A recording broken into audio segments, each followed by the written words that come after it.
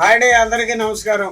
నేను మీ జబర్దస్త్ రేజింగ్ రాజు. ఏమంటే ఉత్తి రోజుల్లో ఆదివారం అనగానే తలకాయ మాంసం లేకపోతే కాళ్ళు మేక మాంసం ఒక బిర్యానీ ఇవి చెప్పేవాళ్ళు. మరి కార్తీక మాసం వచ్చింది కదండి.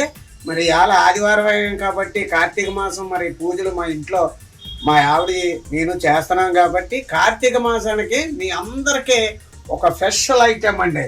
అదేంటనుకుంటున్నారా? కొబ్బరి అన్నం అండి. కొబ్బరి అన్నం అంటే తెలియని వాళ్ళు ఎవరో ఉంటారు చెప్పండి. కానీ దాన్ని చేసే విధానం చాలా వెరైటీగా ఉంటుందండి. ఇగో ముందుగా అండి కొబ్బరి చెక్కలు కొట్టుకొని దాన్ని మిక్సీ వేసి వేడి నీళ్ళలో కొబ్బరి పాలు తీయాలండి. ఏమంటే ఇగో కొబ్బరి పాలు బియ్యం నానబెట్టుకొని వడగట్టుకొని పక్కన పెట్టుకోవాలండి. కళాయి పెట్టుకొని కళాయి వేడి ఎక్కిన తర్వాత ఒక్క స్పూను నెయ్యి వేసుకోవాలండి. ఏమంటే మళ్ళీ మామూలు మన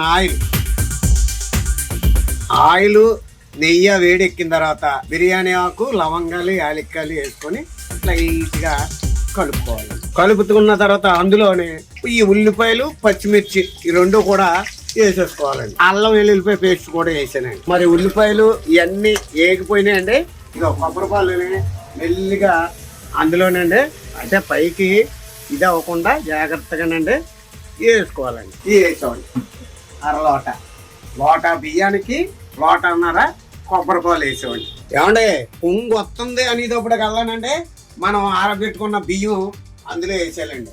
ఏమంటే అందులో వేసేసి తగినంత సాల్ట్ అండి. ఏమంటే సాల్ట్ వేసేసుకొని మనం కలుపుకున్న తర్వాత కలిపాం కదా, కలిపేసుకున్న తర్వాత అండి చక్కగా దాని మీద మూత పెట్టేసుకోవాలండి. పచ్చెనపప్పు ఎగురండి. ఇదిగోండి కళాయి పెట్టుకొని కాగిన తర్వాత 1.5 ఆయిల్ వేసుకోనండి. అందులోని పచ్చిమిర్చి ఉల్లిపాయలు నూనెలో వేసాం కదండి.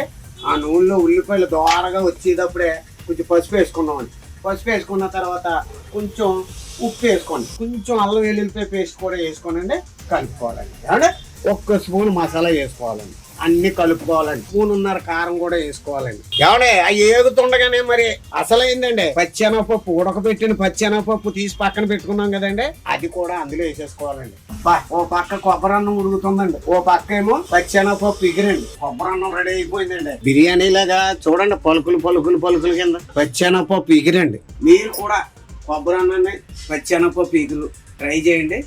ఎంత రుచిగా ఉంటుందో తిన్న తర్వాత మీరే చెప్తారు. రాజుగారు ఏది చెప్పినా కరెక్ట్గా చెప్తారండి అని మీరే అంటారు. చూడండి మరి చూసి చేయి కాలుతుందండి.